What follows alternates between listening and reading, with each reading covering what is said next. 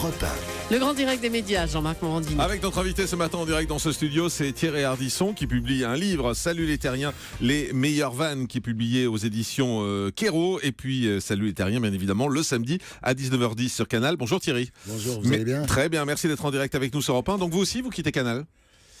Oui, mais enfin c'est pas un drame dans la mesure où l'émission va être à la même heure. Sur D8. Sur D8 avec une demi-heure de plus, chose que je réclamais depuis... Ah ça, non, c'est annulé. Et Vincent Bolloré. C'est Vincent Bolloré qui vous annonce que que c'est annulé. Arrête de dire des conneries. J'éteins mon portable comme ça, il nous dérangera pas pendant l'émission. Non, en fait, oui, c'est la même heure, c'est la même émission, une demi-heure de plus.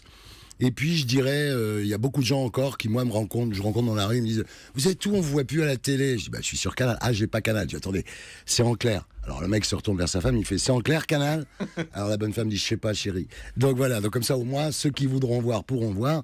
Alors, la campagne de pub que j'ai inventée, c'est pour Ardisson, tapez 8. Ouais, tout simplement. Voilà. Bon, c'est très efficace. Et je leur ai suggéré, je sais pas s'ils vont le faire, mais de diffuser les best-of cet été simultanément sur D8 et sur Canal.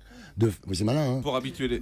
C'est malin, il est content de lui. Non, c'est malin. Hein. Je vais vous dire, Jean-Marc, dans la pub, ça c'est une déformation de publicité.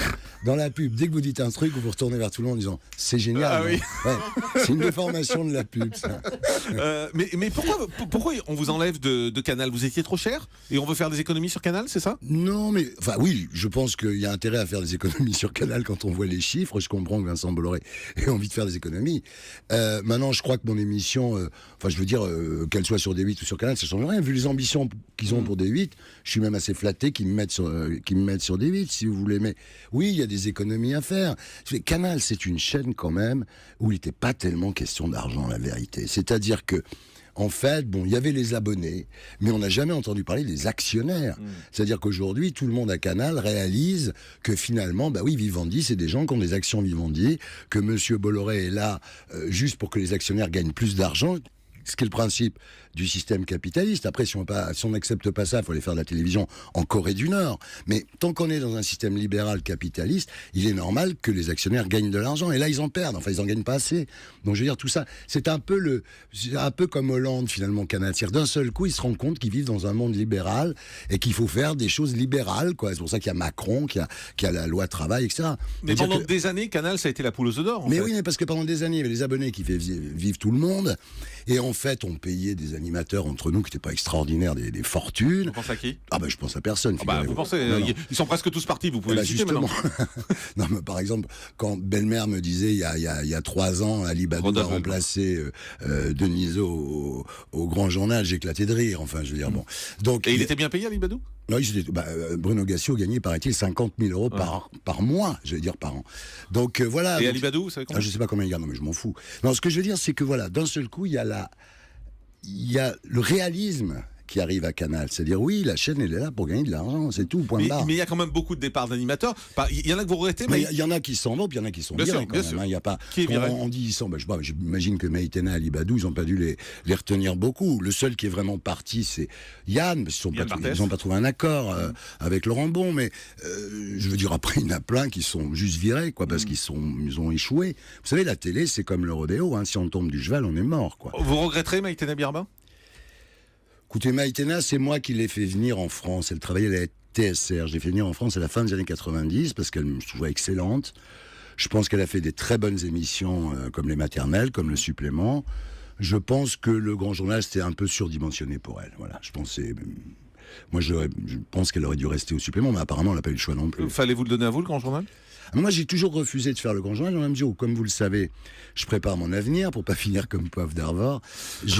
J'essaye, le jour où je quitterai l'antenne, si vous voulez, d'avoir quelque chose à faire. Bon, donc depuis quelques années, vous le savez, c'est pas un secret. J'avance dans le cinéma, j'avance dans la série télé, et le jour où j'aurai une gueule trop moche pour faire de l'antenne, je ferai de la production de films et de séries. Donc voilà, donc si vous voulez, moi c'est difficile. différent. Donc pas de regret pour Maïtena. Ali Badou, vous le regretterez? Moi, je regrette ni rien ni personne, je m'en fous complètement entre nous. Je vais pas pleurer des larmes comme ça en disant c'est terrible et tout. Moi, je m'en fous, franchement. Yann Barthès, un peu quand même? Yann, il est super. Ah ouais, Yann, moi, on voit la différence de réaction entre Ali Badou et Yann Barthès. J'apprends beaucoup de Yann, parce que il a beaucoup progressé en animation. Il fait ses petites grimaces en sortie, ses petites mimiques et tout. Il est formidable. J'adore Yann, vraiment. Ouais. Et ça peut marcher sur TMC, selon vous? Écoutez, il faudra qu'il adapte son ton à TMC, hein, c'est clair. Il peut pas faire la même chose? Non, je pense pas qu'il puisse faire exactement la même chose, mais c'est un peu bobo quand même ce qu'il faisait. Mais ça peut marcher, bien sûr. Il a énormément de talent et Laurent Bon est sans doute aujourd'hui l'un des meilleurs producteurs à Paris, c'est clair. Alors vous arrivez sur D8, vous avez quel rapport avec votre patron Cyril Hanouna? Bah écoutez, Cyril, on peut raconter ce qu'on veut. Si cette chaîne en est là aujourd'hui, c'est surtout grâce à Cyril. Justement, oui, tout à fait. Donc ça, c'est respectable. Je ne vais pas arriver en disant je vais tout révolutionner. On s'entend bien. On s'est toujours bien entendu. Je veux dire, de toute façon, la chaîne a besoin de talents différents. Hein. Il y a pas, Cyril est formidable. Enfin, il faudrait bien qu'il y ait d'autres gens sur la chaîne. Il y a notre ami Daphné Burki qui va aussi arriver. Donc tout ça va constituer une équipe. C'est une équipe qui se rapproche de ce qu'il y avait sur Canal+, mais qui est faite pour relancer la chaîne. On en parlait juste avant. Vincent Bolloré veut porter cette chaîne à 8% de part de marché. Daphné Burki qui va faire son supplément sur D8. Elle va faire la nouvelle édition sur D8. La nouvelle édition, pardon. Sur D8. Oui. Le midi. Oui, je pense, oui, mais bon. C'est bien la nouvelle édition, c'est une bonne édition. Bien sûr, c'est super. Moi je l'adore, elle. Moi j'adore Daphné. Voilà. J'espère que moi, alors, elle est un peu barge et elle a un vrai j'espère que je vais faire d'autres émissions avec Daphné en tant que producteur, parce que je trouve qu'elle a vraiment du talent, elle est vraiment marrante. Ouais. Vous avez signé d'autres choses avec Canal+, en particulier en ce qui concerne le cinéma? Alors d'abord, j'ai signé avec D8 une émission qui s'appelle Zéro Limite, qui est une mensuelle avec que des gens zéro limite. Hein. Ce sera quoi?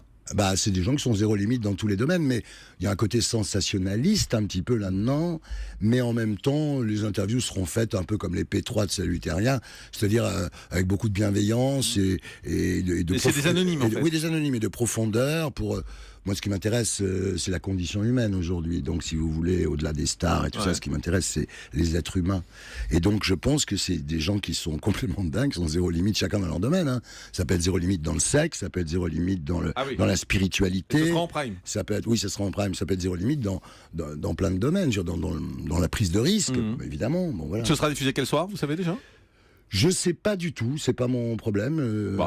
Non, c'est à eux. Moi, je suis pas programmateur. Hein. C'est à eux de savoir le soir où je ferai le plus d'audience, quoi. Ouais, vous avez d'autres projets avec D8? Ou il y a juste cette émission? On discute d'autres choses. De quoi?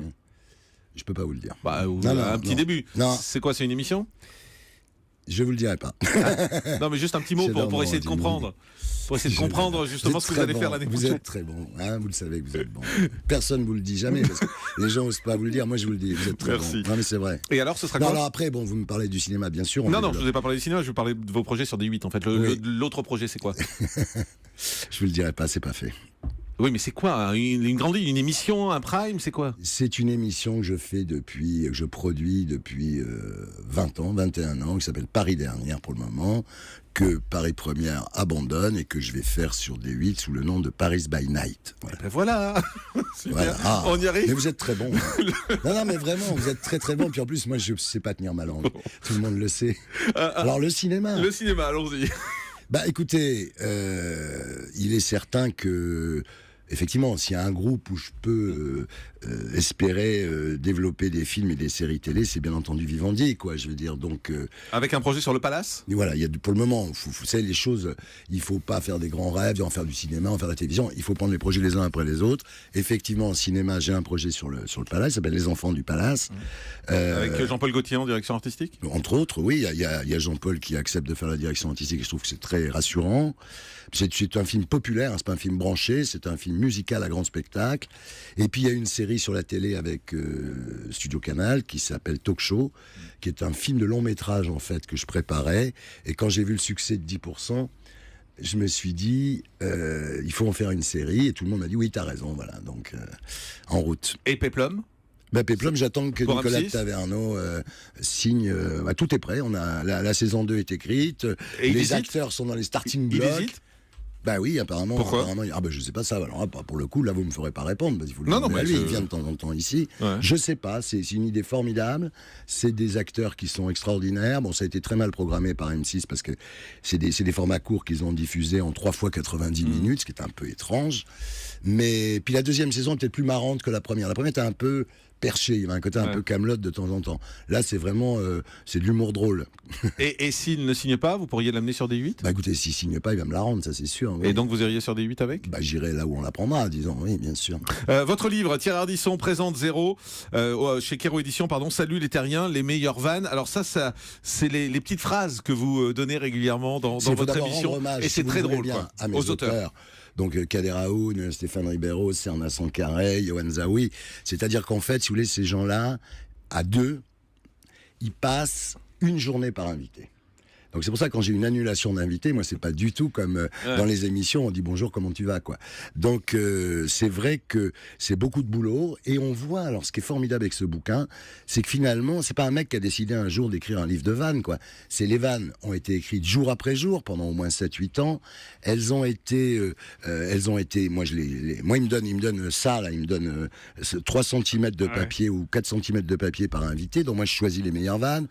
Je me les mets dans ma bouche à moi, évidemment. Et puis après, je les fais. Puis quand elles ne marchent pas, on les coupe au montage. Donc ça, c'est vraiment, ce bouquin, c'est vraiment l'élixir, quoi. C'est vraiment, on est parti du raisin. Là, c'est de l'Armagnac, là. Je peux en citer quelques-unes ? Bah, je vous en prie. Allez, à Michel Denisot, par exemple. Vous avez, quand il présentait le Grand Journal. L'avantage du Grand Journal, c'est que si on n'avait pas envie de répondre à une question, il suffisait d'attendre 10 secondes que vous envoyiez la pub. Ou encore, vous lui avez dit, on dit que certains invités demandaient à revenir le lendemain pour finir une phrase commencée la veille. Parce que c'est vrai qu'il y avait un super... Bien sûr, c'est vrai. À Cyril Hanouna, vous êtes tunisien, vous ? Ah, c'est marrant, je pensais que les Tunisiens parlaient fort et avec les mains. À Jean-Luc Reichmann, sur TF1, vous animez les 12 coups de midi, 4 millions de gens tous les jours. C'est là qu'on est content de l'augmentation du chômage ces dernières années. À Arthur, vous êtes 28e dans le classement des humoristes préférés des Français. Est-ce que vous comptez racheter les 27 premiers ? Et puis à Nagui, est-ce que c'est vrai que votre maison à Saint-Tropez s'appelle La Redevance ? Voilà, c'est ça. Alors, ce qu'il faut dire, c'est que toutes les vannes ont été faites en présence des invités. C'est ça, donc, c'est là où c'est plus fort. C'est là, parce que quand j'ai Rachida Dati qui vient, puis je lui dis, écoute Rachida, merci d'être là. Elle me dit, pourquoi ? Je dis, c'est les soldes. Je veux dire, bon, maintenant c'est moins grave, mais quand elle était ministre, je veux dire, bon, c'est clair. Bon, salut les terriens, les meilleures vannes, c'est chez Kéro Édition.